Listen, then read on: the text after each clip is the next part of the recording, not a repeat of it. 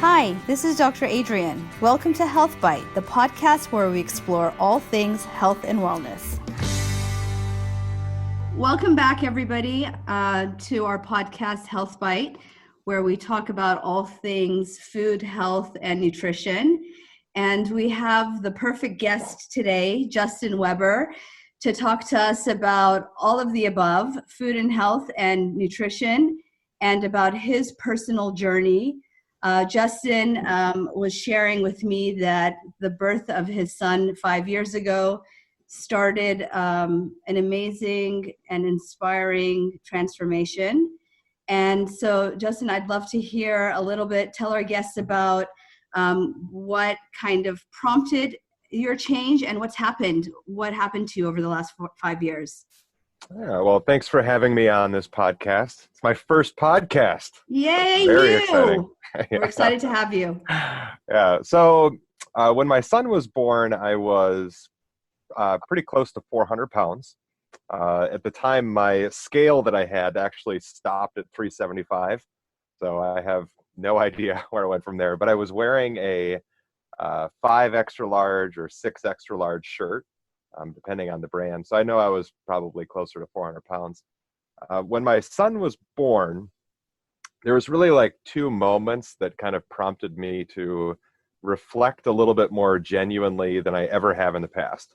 Because it's not like, at 400 pounds, I wasn't deceived into thinking that I was healthy.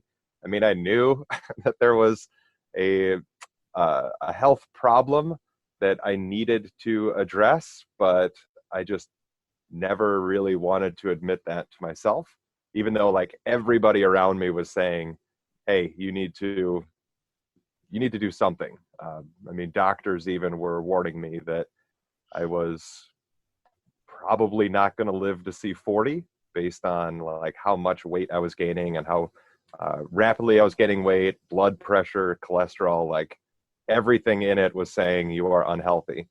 But it was the first time seeing my son in that little like warming tray, I don't know whatever they put babies in for the first time, just Right. seeing him there, like thinking about a future and knowing that how I currently was and my size and how I felt, how difficult it was to move, even like getting out of bed, and I would sleep 12 to 14 hours a day. Just knowing that the future that I wanted as a father, like being able to go on bike rides and walks and hikes and, feeling comfortable playing with my son in public, like where I currently was, there wasn't a way for me to have that future I envisioned. And then the second part of it was seeing pictures of myself holding him in the hospital. And like you think, okay, this should be a really proud moment. It's a new father. I was really excited to have a child, but then seeing those pictures of myself, I was embarrassed. Like I didn't like them. And sadly, I think there's only 2 pictures of me in the hospital holding my son that exist, because everything else just got deleted. I didn't like looking at myself because it kind of forced me to reflect on, I am unhealthy. Like I'm beyond the unhealthy stage at this point. It is now just the morbidly obese, like doctors were telling me. So this is the work that I do day to day, is working with people to lose weight and to optimize their nutrition and their health and wellness in order to achieve better mental and physical well-being. So I love this story, and it's so aligned with what I do on a day-to-day basis. A lot of times we talk about, I try and elicit people's why, like what is your why, your motivator, right? And such a powerful why. It seems like you didn't have that true intention prior to seeing your child, right? Mm-hmm. Yep. But can you talk a little bit about what really was going through your mind before that moment when you had your son, and when people would say things to you? Was that a motivator? When physicians would try and, I guess, encourage you, was that positive? Was that a nocebo effect, like we talk about positive motivation and sometimes it's negative motivation that doesn't really motivate. Can you speak to that a little bit? Yeah, I had been like classified as overweight since I was like 16 years old. I mean, that was like the first time that like a doctor said overweight. And then he even warned at that age, like looking at the little like growth chart, the weight chart, everything, like, okay, this is the track that you're on. And based on this, like you will be, unhealthy in terms of your weight pretty soon. By the time I was 20 is when I actually hit that obese stage. And I think I was maybe 23, somewhere around there when I hit the 300-pound mark. And at that stage, like, you're unhealthy, you're overweight, or at least I did, but it just seemed kind of like normal, or you justify it in your head. I did that, like, oh, this is just my size. Like, I'm just a big guy. And that's how I like lived that out. And I justified my own eating habits based on like, I'm just a big guy. That's who I am. And when people would comment on it, or they would, tell me, obese, morbidly obese, you're overweight, you need to lose weight, you need to get healthy, you need to this, it just kind of forced me to sink further into myself and to listen to them less and less. Right. Because, I mean, like, I knew there was a problem. I just really did not want to admit that to myself. And I didn't want to admit to myself that I have a problem with food, struggling with food addiction, or those just different habits of going to the gas station to fill up your car. And like, there's that like craving almost. I have to go inside and I have to get a soda and probably a candy bar or maybe a donut. And well, there's like a lot of environmental pollution too, right? So yeah. if you're in that habitual process of eating a certain way, and yes, you develop cravings that are very real and physiologic, when you're seeing and you're smelling stuff in your environment 24/7, it makes it difficult, right? Yeah. So I want to go back to what you were saying a little bit about how the comments or maybe the guidance was taken in a negative way, or not so much in a negative way, but it wasn't motivating. What would you say to people who have a family member or a loved one, or more importantly, now that you're a father, right, and you want to instill these habits in your children or your child? We know that like almost 1 in 5 children are considered clinically obese. How a negative stigma or a demotivator?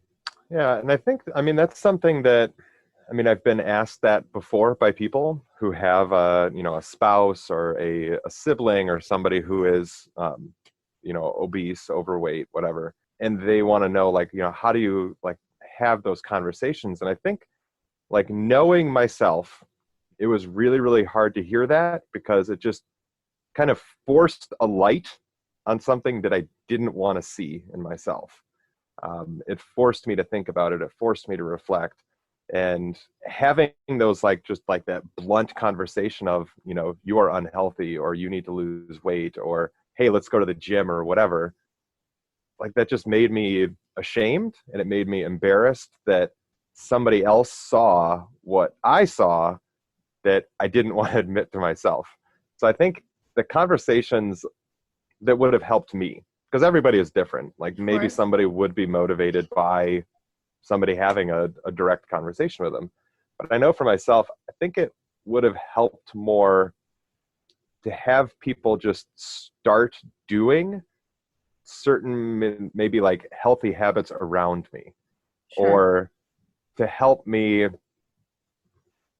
break some of the habits that I had built, like stocking the house with, or even back in college, like stocking the dorm room with chips and soda and candies and things like that, to not also be adding that into that environment, or to like make it seem like, oh, it's just okay that we have this. Or, you know, offering to fill up with gas. If you notice that there's that habit of every time this person gets gas, they also get a soda and candy. So maybe I'll offer to do that for them. So then it's not addressing the habits explicitly, but it's helping maybe for them to break some of those habits. And then, like, you know, having some more like genuine, compassionate conversations of, hey, I want to go to the gym and start working out. Do you want to join me? I want to eat more healthy food. Would it be okay if I cooked this tonight? Right. So then it's not pointing them out. Right. So you're taking speaking some of it. You're speaking to, again, the idea that the individual themselves has to have a potent enough intention or why or reason for doing, and you can't do that for somebody else.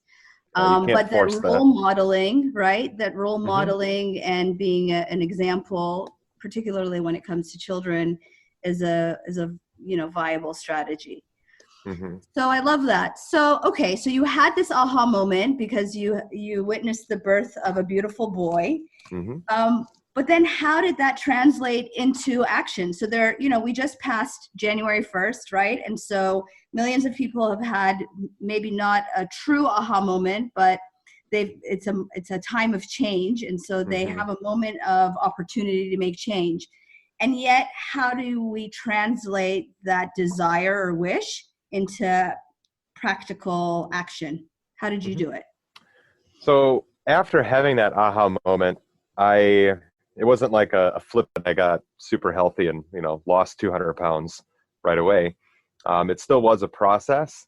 And it's like, okay, I want to get healthy so that I can be a better father and so that I can have this future that I envision with my son.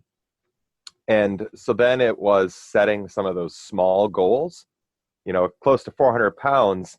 The concept of I'm going to get down to 200 is like, it's like winning the lottery. It's impossible. But setting some of those, it's a major hurdle. It's huge. Right, I mean, it's so far out in the future that's, you know, gonna make you not even want to start to begin with. So instead, I started setting some small goals, like I'm going to get down to 350 pounds. And to do that, I am not going to get my morning donut at the gas station or the coffee shop. Or I'm going to park a little bit further away when I, you know, go to the grocery store. So setting some of those small ones versus I'm going to go to the gym and spend 3 hours a day working out. It was, I'm just going to try to walk more. Right. I'm going to maybe not watch so much TV. And then seeing, okay, based on like very little change in what I was doing, I started to see some progress in terms of the scale, and I was losing a little bit of weight. And then once I hit that 350 mark, it's like, okay, so I see that these smaller changes are making a difference. I'm going to try to go down to like 320 pounds, which I hadn't seen for many years. And then it was adding some different things into my life, like walking like around the block or walking to a local coffee shop just to get a black coffee. Having just some more vegetables in my life helped as well. Yeah, so, I like the way you're talking about this. There's two things that kind of stand out in my mind. One is that while, okay, the overall goal is to get the numbers down on the scale, I like how you weren't fixated on the numbers on the scale, because that can get into your head, right? To set these goals of I want to lose 10 pounds by X day. It's a lot more feasible to set these lifestyle changes or lifestyle goals that are bite-sized and that are not tied to this number. And I think that's a really important point you make, because I think for a lot of the listeners out there who maybe are inspired by you and have similar goals, they're thinking numbers, but the numbers kind of get in the way, right? They get in the way of the goal. The second thing that you brought up that really resonates, you use the word journey. And I think that is so important because to me, journey means that there's ups and downs, right? But when it Mm-hmm. comes to healthy behaviors and healthy habits, we tend to have this linear thought process. Like it has to be consistently going in the direction that we wish for it to go. And Mm-hmm. when it doesn't, something happens. We call it the throw in the towel effect, right? Mm-hmm. We get upset, we get discouraged, and we throw in the towel. So can you really speak to that part and your own experience of maybe one step forward, two steps back? I imagine that experience is something that, you know, like all journeys, we're familiar with. Can you tell me what your experience was? Yeah. So I had lost, it took about 2 years to lose, it was like 175 pounds. And throughout that time, I mean, there was somewhere it was like in 1 week, I would lose 10, 15 pounds. And then the next week, I would gain 5 pounds. And then for a month, the scale wouldn't change whatsoever. And so, I mean, those times are frustrating because like you said, like you have this linear concept of I'm going to get healthy, I'm going to lose weight, I'm going to see that number just, going down the whole time. But I mean, it's up and down and all over the place. And,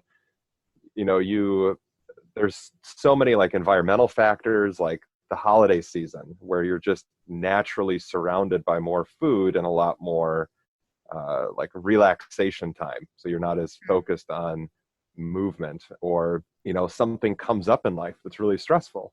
And just stress in itself does a lot to the body, that even if you are eating a certain way and you're moving a certain way, if you're stressed and you're not sleeping, your body is going to react to that.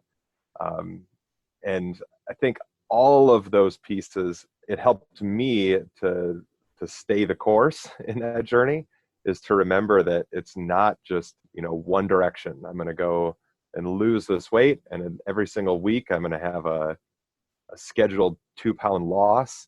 It was, you know, today is a new day. This is a new week.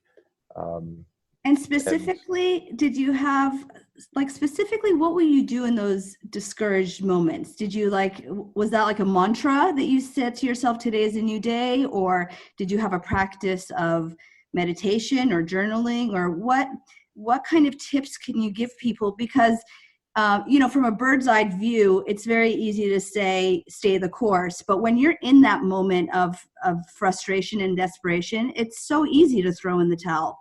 mhm, yeah. What is your antidote to that? I mean, I would like to say I was super positive the whole time, but there was a lot of times that No, you I'm get glad. really down Actually, on I'd like yourself. you to. I want you to actually share that you weren't, because that's not realistic, right? And so we don't. People shouldn't think that that's the No, goal, to yeah, be Mary Poppins, right? no, yeah, I wasn't super zen about it all the time. Yeah. I mean, there were times that I did have a positive outlook on it, and I was just in a good headspace overall, and I could look at it and say, okay, that was just this week, or it was my birthday, and I you know ate all of the things and didn't move whatsoever, so it makes sense. But there were times that you get depressed about it. I mean, you have this idea in your head that you're healthy, you're getting healthy, you're losing weight, but then you see the number on the scale moving up, or you feel your clothes somehow getting smaller all of a sudden. Um, and yeah, it's really, really frustrating. But I think for me, what helped was just taking a moment then to reflect on, well, what am I currently doing? Not necessarily like what am I doing this week or what did I eat this week, but just like what am I currently doing, and what about that can I change? If I'm, my fitness is just walking around the block, maybe it's I need to change it up and go for a bike ride, or maybe I need to change it up and walk for 2 blocks. Or if I'm eating the exact same food every single day, um, part of what I reflected on then is like, okay, maybe I need to change it up a little bit. So it's not necessarily like I'm going to, diet or eliminate something. It's just I need to change because I'm getting into this habit. I'm getting used to it. So obviously my body is getting used to that as well. And that was something that helped me to remember, is that, part of that journey is it is okay to change course. And it's something that a lot of times you need to do as well. And it's small changes, right? So what you're Hmm. telling me is that when you were stuck, it was like the low-hanging fruit that you focused on. So I'm already making these changes by starting movement, walking far or Hmm. parking far and walking more.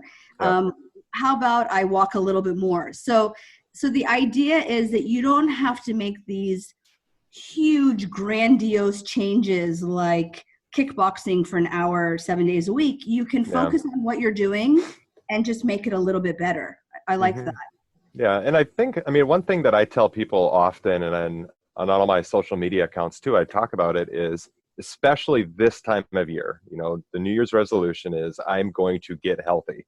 And then people have these like just huge concepts of what that means. And they're going to, I've never gotten to a gym before, but I'm going to dedicate 2 hours a day to gym life, Right. What? which, yeah, or I'm going to lose 100 pounds this year. And, I'm only going to eat kale for breakfast.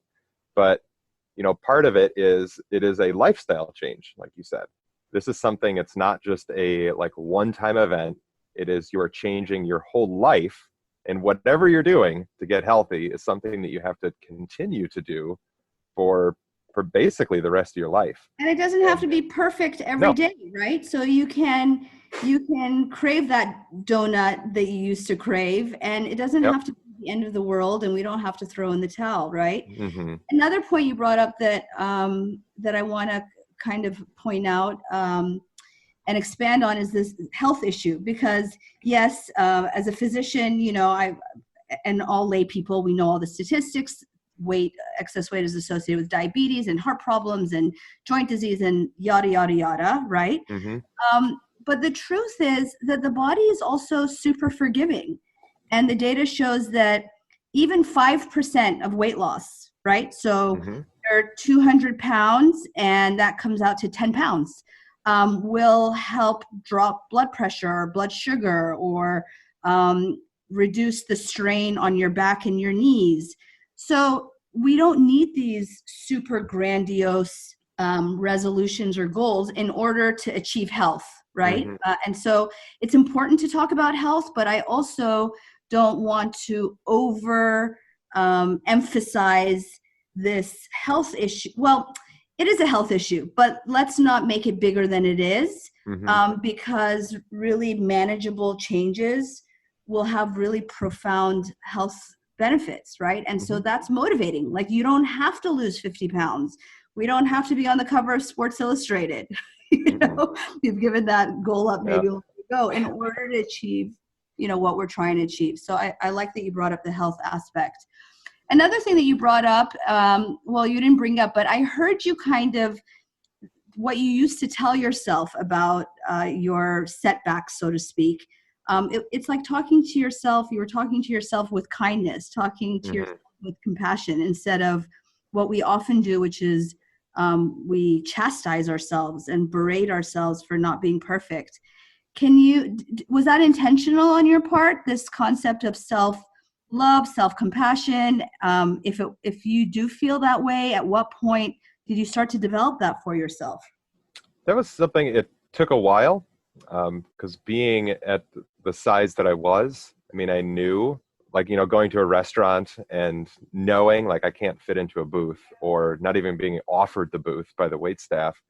I mean, I felt bad about myself.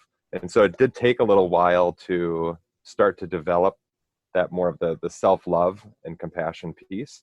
I mean, it's something I'm still working on, because there's still those days like that, you didn't eat the best the day before, you really, for whatever reason, haven't worked out for a while. So you do start to feel bad, like, you know, I'm reverting back to the way I was. But I think just looking at it as this is a whole lifetime that I'm working towards, versus I need to lose 10 pounds by Friday. And that, I think, has helped me quite a bit with that compassion piece. Is I'm not working for tomorrow. I'm working for just all of the rest of my life. And And I it's think not about that number. It's, can I, you know, roll around on the floor and play with my kids? Can I get up off the couch without, needing help? Can I put my socks on without needing help?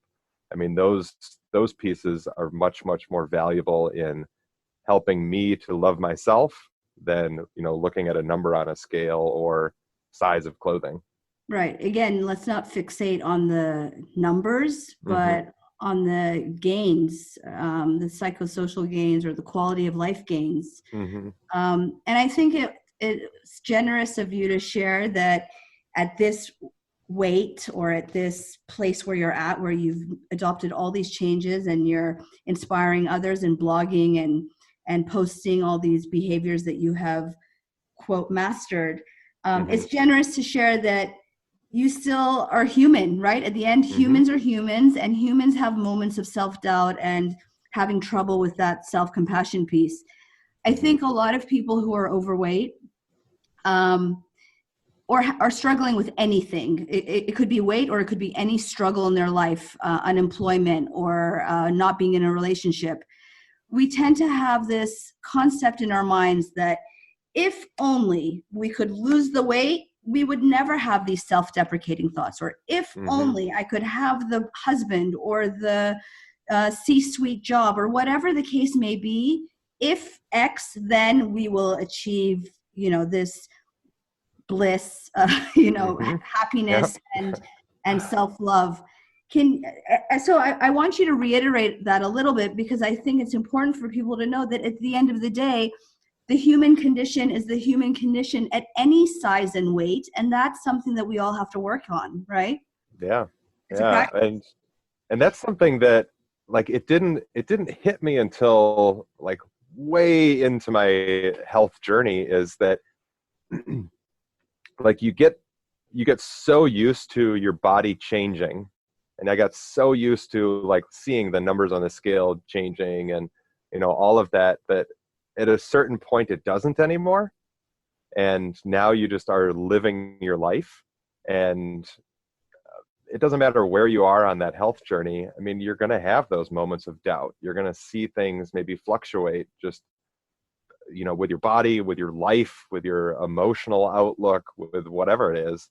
And you do start to doubt, like, am I doing this right, or do I need to change something again, or do I need to make some kind of modification, or whatever.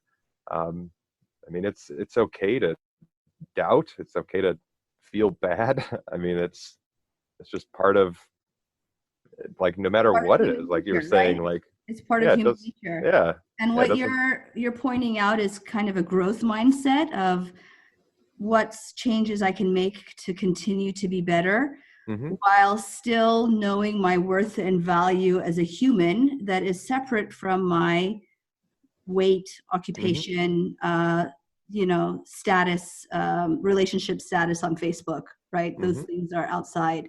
And that's a tough one, to kind of embody. Hmm. So I like that you speak to that from the other side, a place where people maybe are aspiring to be. Hmm. Um, great. So there was also, I saw a video or a post that you had. I actually think you and I posted the same idea on the same day. I was sending you telepathic vibes or vice versa, where you were talking about mindset as a source of maybe drive. And so can you talk a little bit about, and I do this a lot too, talking to my patients about willpower and how willpower goes only so far, because it's kind of like sheer force.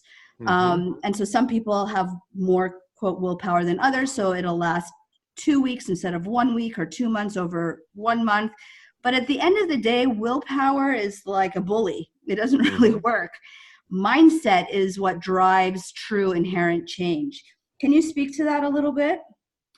I think, yeah, the mindset, like you talked about, growth mindset, is that the willpower is more of that like fixed mindset, where I have to go to the gym, and the only way for me to be healthy is going to the gym, versus that growth mindset of, I really need to do laundry.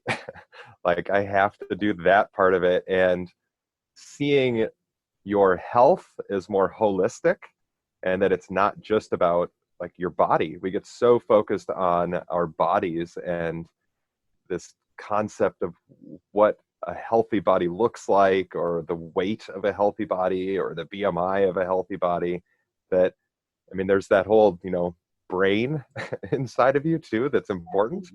And, if you're so fixed on these certain concepts, that willpower piece, if you're so pushed towards that willpower of, I have to eat a salad every single day at lunch, that you miss out on all of those other pieces that, maybe you really just want that piece of cake, and it's okay to have that piece of cake. And that's where the growth mindset piece comes in, is that you see it as a whole picture and a whole scope of what is health.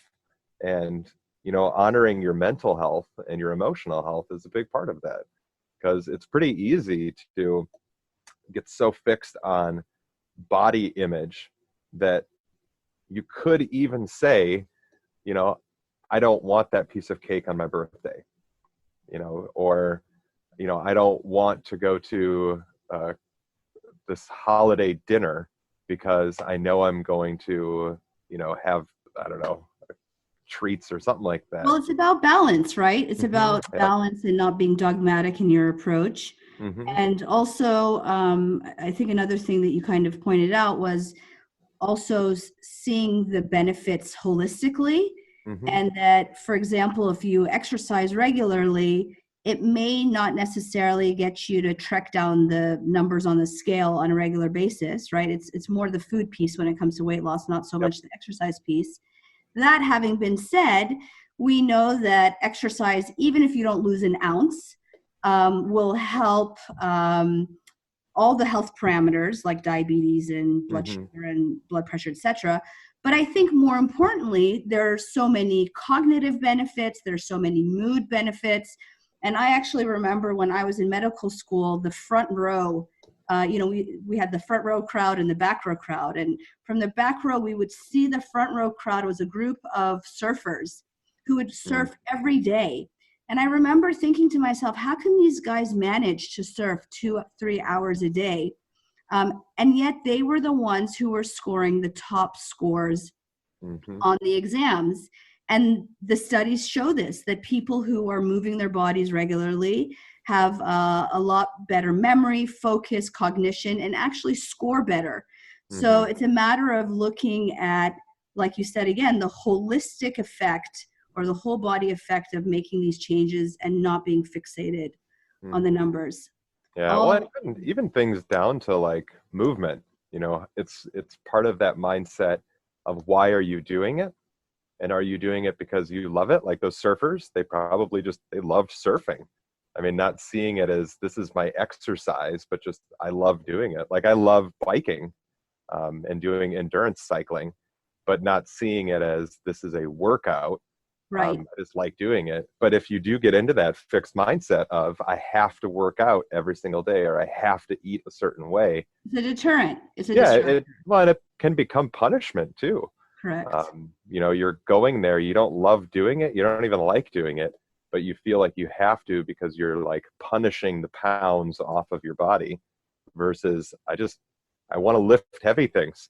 I feel better when I do it, or I feel better when I eat hummus for lunch, versus that, I had cake and now I need to work that off. Right. It's a matter of, again, it speaks to also self-compassion and not berating yourself, and also seeing this as a journey, which means that you don't have to do the same thing every day in order to achieve your North Star or work towards it, right? Yeah.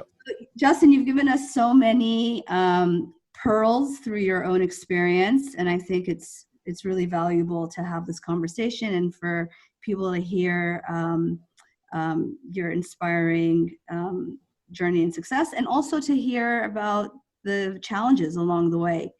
What would you give as like a a last word on all of this. Is there some piece of advice on top of all the pearls that you've already shared? I think no matter what your health journey is, whether it's losing weight or moving more or eating differently or meditating or whatever it is to see it as that journey. And that with any journey, I mean, you're gonna have to go back home again sometimes because you forgot something, or you're gonna have to take a different path, or sometimes the road that you're on just kind of ends. Right. And seeing health as that journey kind of takes you away from that linear progress mindset of, I'm going in this direction and nothing is going to stop me from getting there. And any roadblock you have, like you said, willpower, I'm going to just push through it. But that it's a lifetime journey, and Right. your health matters. As cliche as it sounds, it is a journey. Health is a journey, and Mm-hmm. filled with successes and necessary roadblocks. And you learn from those too. You learn from every roadblock. Well said. Well, Justin, it's been so wonderful speaking with you, and congratulations on all your successes and the little boy. And we hope to hear more about your story and your future and how you are working to inspire others out there. Well, thank you for having me on. This was a good first podcast. Yeah, it was awesome. We're honored to have you.